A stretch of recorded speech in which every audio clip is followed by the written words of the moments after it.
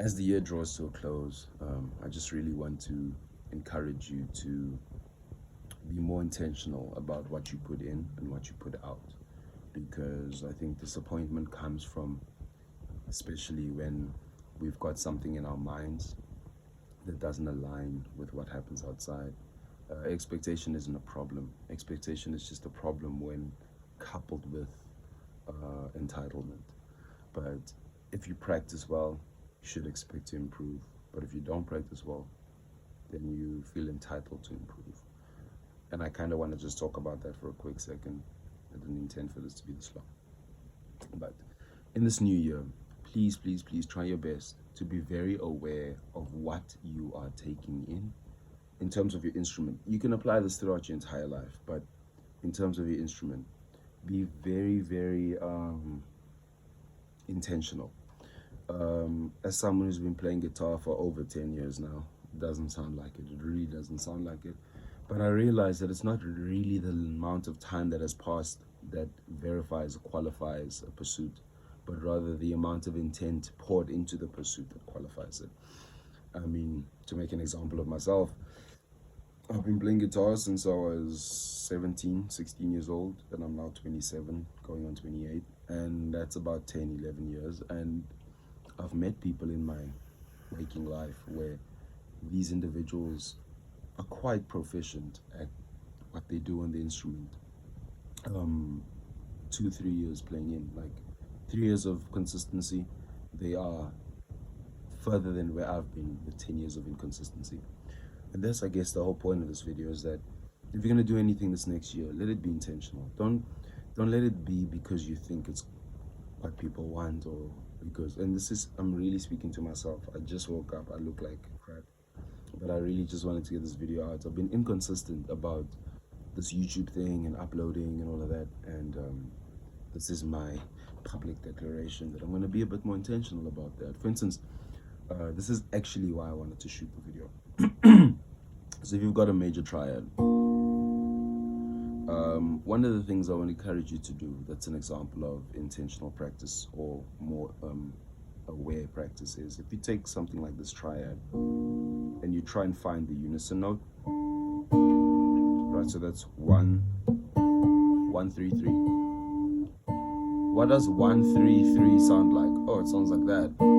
Then take this figure, 1, 3, 3. So one with thirds stacked on top of it, 2/3 that are unison, and try and take it all over the neck. See what these shapes look like everywhere on the neck to find which one sounds the most comfortable, so that if you're in a situation where you need to grab a root with 2/3, you know that there's more than just this one. Similar to when you were learning guitar for the first time and you learned this G chord. Oh, that's bad. Firstly, it's an F chord because I'm in D standard, but secondly, I'm out of tune. But when you learned that chord, that was the only G you knew how to play until someone showed you, I guess, this, or this, or this. Then your mind starts opening up so you can start using the stuff that you've practiced in real situations. And that can only happen with intent. If you intend to learn something, just have a bag of tricks. That's all you're gonna have. But if you intend to learn something with understanding, then that's what you will gain. And I think it's far more valuable to have 5 or 6 shapes that I can move around, that I know really well, that can help me in musical situations, than to go through like a Mel Bay 1001 jazz chord dictionary and try and memorize all of it. Like, you never learned how to speak by memorizing every word that exists. So you're not going to learn to play by memorizing every chord or note that exists. That's kind of not what happens. You found your voice, your speaking voice, in the way you use words and things through your own natural excavation of the English language, and also your own application of the things that you've excavated. Sometimes you apply things that aren't in the right place, and those that are more skilled than you can point it out. I really hope this video is recording. Part of why I've stopped uploading videos is because I don't know when my phone's recording or not, because the native microphone in the camera is broken. But anyway, so when you learned how to speak, you learned how to speak by speaking, not by learning what speaking is, right? Same with music. I think one of the biggest mistakes I've made over the past 10 years is, if we can carry on with the analogy, speaking to myself, just being in the practice room doing this the whole day and never getting the opportunity to share music with other people, whether it be in a solo performance or in a band context. And that has severely affected my confidence on the instrument. Like, imagine the only way you learned how to speak English is by reading the dictionary by yourself all the time. And sure, there's examples of sentences and etymology and grammatical things that you need to consider, but you never really had a conversation with a human being. I think you'd be quite, anxious at the prospect of speaking to someone else, regardless of their level of fluency in English.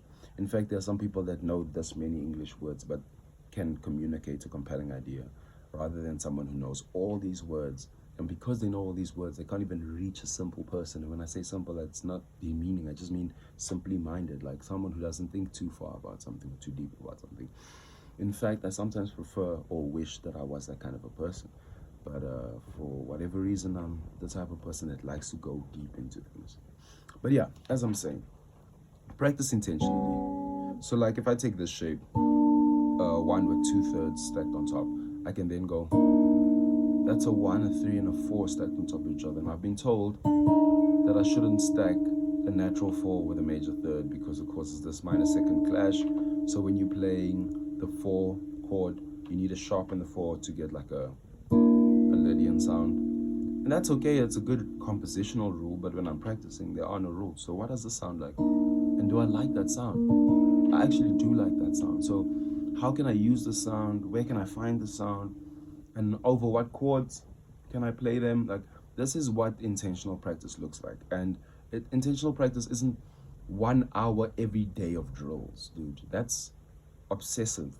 And obsession is good, but sometimes it's very weak rooted. It doesn't really come with a strong respect and understanding of what's at hand. It really is just an obsessive, how can I say, response to something, right?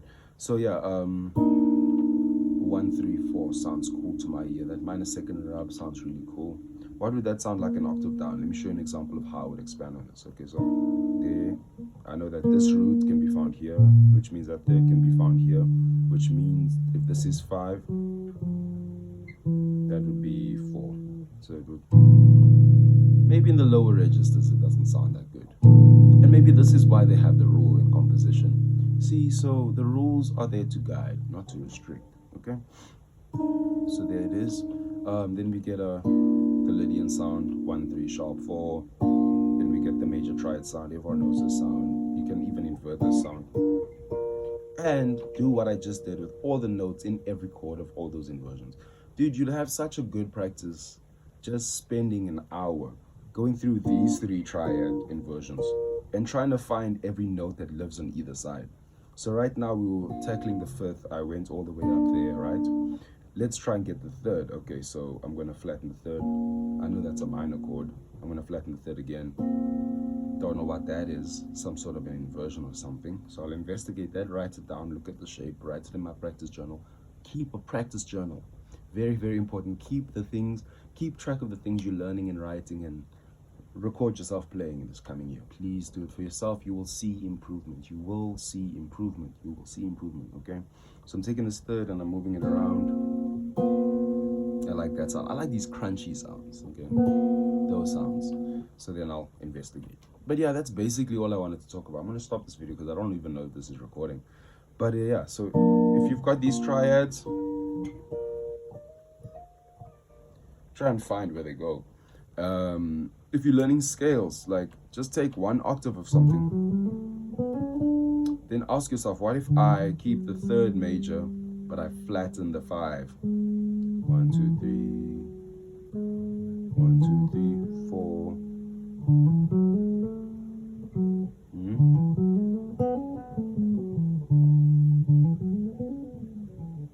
Do that with all your scales. Be like, okay, this is not my root anymore, but I'm going to think of the whole scale from here. So this is my root, but I'm going to play the normal major scale.